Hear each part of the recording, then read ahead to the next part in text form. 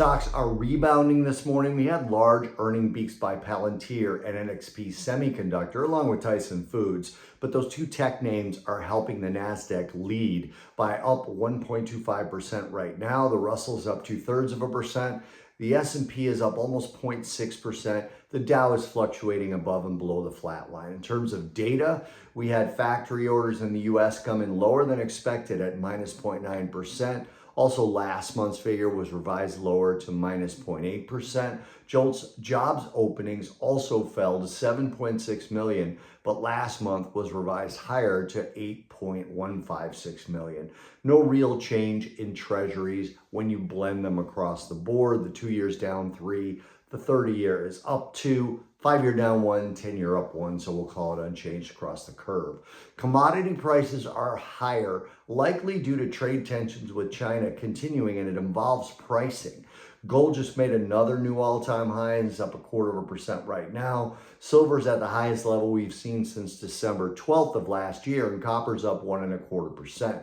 Crude oil is barely above break even, but we do get some API inventory data later today for crude oil. But also the dollar reversed pretty strongly starting yesterday, and it continued into today's session. If you look at it in the aggregate, the dollar's down 1.67% from yesterday's high, and it's struggling most against the euro and the Canadian dollar, which is interesting. Looking ahead, earnings after the closing bell today, 54 companies with over $1 billion in market cap are reporting, including Alphabet, AMD, Snap, Juniper Networks, Amgen, Chipotle, and Mondelez.